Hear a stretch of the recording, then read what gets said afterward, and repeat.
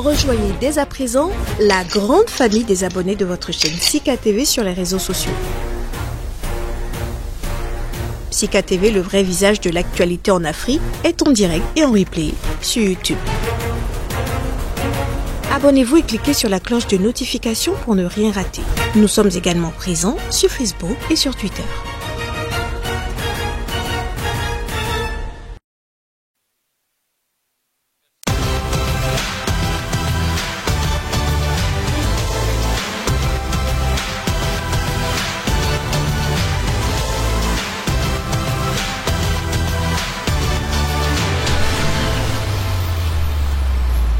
À tous, bienvenue mesdames, messieurs. Guiguet, Patrice Talon, Boni Yayi, définitivement enterré la hache de guerre. Si pour beaucoup il est difficile d'avoir une position tranchée, il est tout de même une évidence qu'entre les deux hommes en froid depuis des années, un grand pas vers l'apaisement de la tension ambiante a été franchi. Un rapprochement manifeste, mais à quelle fin et pour quel gain? Entre autres questions qui taraudent bien des esprits. Et sur votre émission du jour, elles reviennent. Ce sera autour du thème réconciliation Talon Yayi. Et après, nos invités, juste après la une des journaux.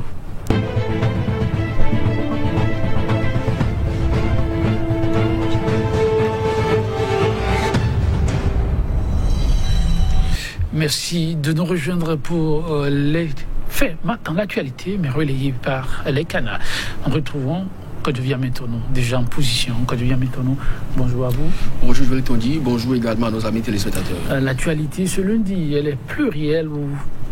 Oui, beaucoup de faits marquants ont dominé la presse écrite ce matin. Vous pouvez lire, entre autres, ce que vous avez en introduction. Cette rencontre entre Yayi Boni et Patrice Talon, ça continue d'alimenter les discussions de part et d'autre. Les acteurs politiques davantage s'y mêlent. Et bien, vous avez des propos rapportés à cet effet dans la parution de ce jour. Sans oublier aussi que Sébastien Adjavon est perçu de l'autre côté de la capitale ghanéenne, Accra, lors des obsèques, en tout cas l'incinération de Dame Rosine Soglo. La presse est revenue également sur cette actualité, mais il y a dans la République aussi beaucoup d'autres faits marquants, ne serait-ce qu'au niveau de l'éducation, au niveau de la politique et également au niveau de la lutte contre la corruption. Donc beaucoup de faits qui vont meubler la une pour le compte de ce matin. Merci pour le menu bien alléchant. Maintenant, on va y aller. Le premier quotidien. Oui, on va démarrer avec Dabarou. Il y a beaucoup donc de journaux. On va donc y aller avec les gros titres pour dire simplement que face aux demandes du président Boni Yayi à son successeur pour la paix au Bénin, Dabarou écrit Patrice Talon dans un dilemme cordélien. Le journal Dynamisme Info, lendemain de la rencontre Talon Yayi, des calétas de la scène politique dans des futiles critiques. S'il vous plaît, du moins, arrêtez, demande donc ce journal. Fraternité sur un tout autre registre et toujours s'inscrivant dans cette dynamique d'apaisement. Conseil des droits de l'homme des Nations Unies, l'Union africaine porte la candidature du Bénin. Mariam Tchavi Talata annonce la nouvelle. La boussole rencontre Talon Yayi sur la décrispation socio-politique. Le Front souverain invite le peuple à la prudence. Il exige une conférence patriotique nationale pour la vision LMA. Le journal La Cloche face aux doléances de l'opposition radicale. Patrice Talon attendu, mais jusqu'à quand se demande dans ce journal. La loupe cette fois, mais une note plus ou moins triste. Décès du professeur Bertrand Bachi. La communauté du Cames entre stupéfaction et regret. Le Gabonais décède après 10 ans de service à la tête de l'organisation continentale. Réaction de quelques universitaires. L'affiche du jour, décrispation politique au Bénin, rencontre Patrice Talon, Boni Yayi, et après, tous les regards désormais tournés vers le chantre de la rupture. L'audace info. Grand pas du chef de l'État et son successeur dans le dégel de la tension sociopolitique. L'entrevue Talon Yayi émeut la CEC et puis dans une atmosphère adorable, en parfaite finesse et témoin historique de l'incinération du corps de Mémé Rosine, stylé à Djavon à Accra aux côtés de Soglo. Le journal Le Matinal, rapprochement Talon Yayi, des esprits retors verse dans la diversion, candidat Zanaï rame à contre-courant, écrit ce journal. Le pays émergeant cette fois en exil depuis 3 ans. Sébastien Jamia Javon aux cérémonies d'incinération du corps de l'ex-première dame à Accra et ses compassions à la famille Soglo. L'événement précis, cascade de réactions suite aux retrouvailles entre le président et son prédécesseur, du moins, Azanaï condamne la rencontre. Yahi vient de reconnaître l'autorité totale des talons, selon Gilles Goyi. Vif d'Afrique, réforme structurelle de la décentralisation, la thérapie de choc contre la destitution des maires. C'est une interrogation et puis décrispation de la crise socio-politique au Bénin. L'opposition radicale, une gangrène pour la cohésion nationale. C'est une interrogation à la une de ce journal. Et puis Soleil Levant. Pour terminer, déguerpissement à Fillon 1 dans le cadre de la route des pêches. Des vérités cachées à Patrice Talon. Contrairement au ministre Tonato, Fillon 1 a connu un lotissement légal. Les maisons bien construites en matériaux définitifs, contrairement aux propos du ministre. Les déguerpis n'ont jamais saisi la cour contre le chef de l'État. Patrice Talon doit écouter les populations actuellement sans domicile. Jolie Donji. Merci à vous, Kodjovi Hamilton. Oui, nous allons démarrer là où vous êtes arrêté. Oui, cette opération de déguerpissement qui continue de faire couler assez d'encre et de salive. Kodjovi Hamilton.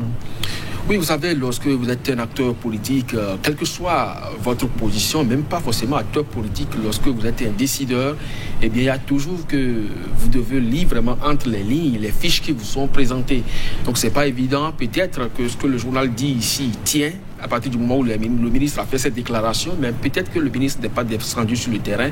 Il y a des structures, des cabinets qui ont été commis donc, pour faire l'état des lieux et lui présenter donc un rapport. Et c'est souvent le rapport que le ministre a devant lui et qu'il a produit donc ce qui a fait donc cette sortie médiatique. C'est-à-dire simplement que à travers donc ce que le journal vient de révéler ici, que chacun à son niveau, quel qu'il soit, doit pouvoir commettre si possible des contre-expertises sur chaque document qu'il demande.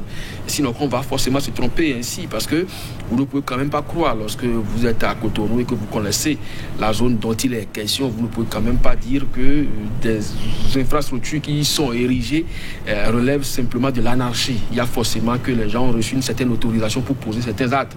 Maintenant que l'autorité en vient à faire des déclarations aujourd'hui remises en cause par Soleil Levant, je crois que ça pose suffisamment problème sur sa maîtrise vraiment de son département et surtout de ce dossier spécifiquement. Autre sujet qui fait beaucoup parler, oui, c'est cette rencontre.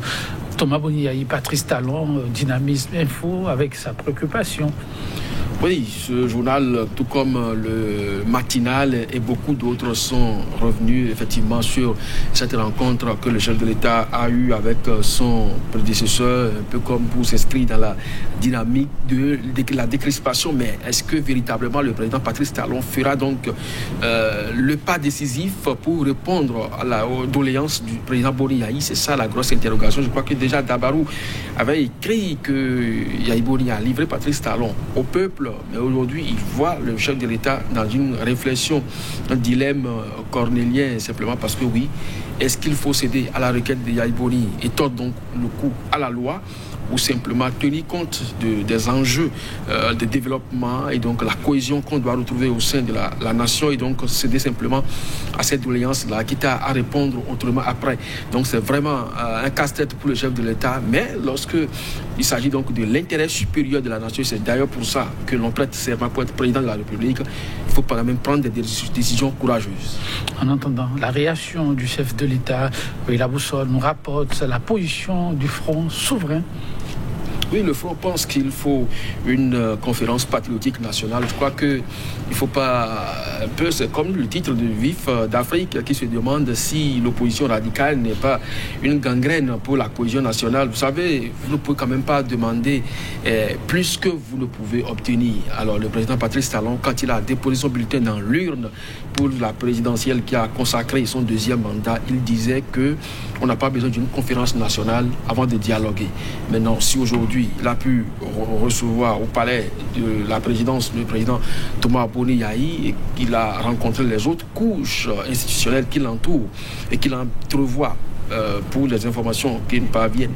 D'autres rencontres, toujours en termes de consultation, je crois que c'est largement suffisant. Ce n'est pas forcément au cours d'une conférence nationale qu'on peut régler tous les problèmes. Alors s'il écoute par exemple le président Boni Yayi et qu'il faisait sortir les prisonniers politiques, faire rentrer les exilés et puis tout dernièrement ceux qui sont partis du pays pour les raisons que vous savez tous, je crois que c'est déjà un pas.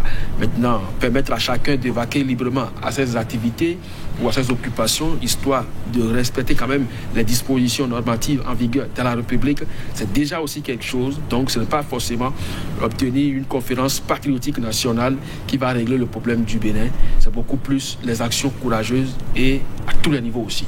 En tout cas, le chef de l'État est attendu. Alors, l'autre dont on n'a plus véritablement les nouvelles, qui ne donnerait plus de signes depuis les élections, oui, le pays émergent, l'Audace Info aussi donne des nouvelles par ici, il aurait été aperçu quelque part, loin, toujours en Afrique, à Accra, pour ne pas être précis, le pays émergent donc, qui nous parlait de Sébastien Adjavon. Oui, le journal est revenu donc sur ce déplacement qu'a effectué le président d'honneur de l'Union sociale libérale, Sébastien Adjavon, aux cérémonies d'incinération donc du corps de l'ex-première dame à Accra, et pour dire qu'il a présenté également ses compassions à la famille Soglo.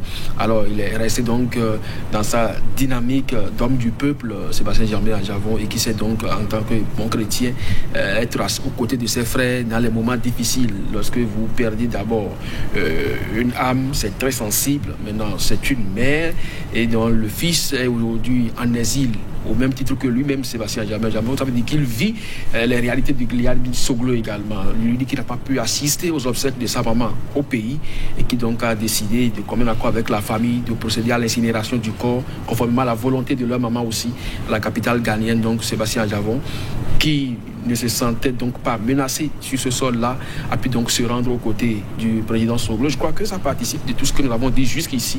Si tout ce beau monde pouvait se retrouver au pays, et également le président Patrice Talon à leur côté pour assister quand même aux obsèques de dame Rosine Soglo, qui a été quand même une battante, qui n'est pas quand même n'importe qui dans la République, ancienne première dame, ancienne députée de l'Assemblée nationale, qui aujourd'hui a perdu, a cassé quand même la pipe, et qu'on ne peut pas rassembler tout ce gratin politique autour d'elle. Je crois que ça pose problème. Donc ça participe aujourd'hui de tout ce que les gens appellent de leur vœu, voir donc la tension politique baisser quand même de quelques mercure et permettre donc au Bénin d'amorcer son développement. On le souhaite. Quand je viens maintenant une petite note, tout autre, le Bénin qui se voit porter sa candidature par l'Union africaine.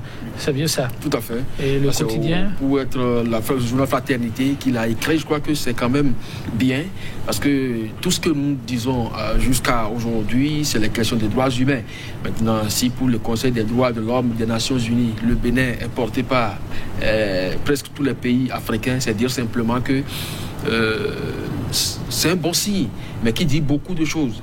Lorsque vous êtes responsable de la chose et que vous en arrivez à violer, et ça pose problème. Donc c'est comme on dit qu'il faut confier donc l'objet précieux au voleur, ça ne va plus disparaître. Donc si le Bénin aujourd'hui indiqué comme champion dans la violation des droits de l'homme, arrivait donc à être porté au Conseil des droits de l'homme des Nations Unies, je crois qu'il lui sera donc tenu obligation de respecter les droits de l'homme sur son territoire d'abord, avant d'avoir un regard sur les autres pays.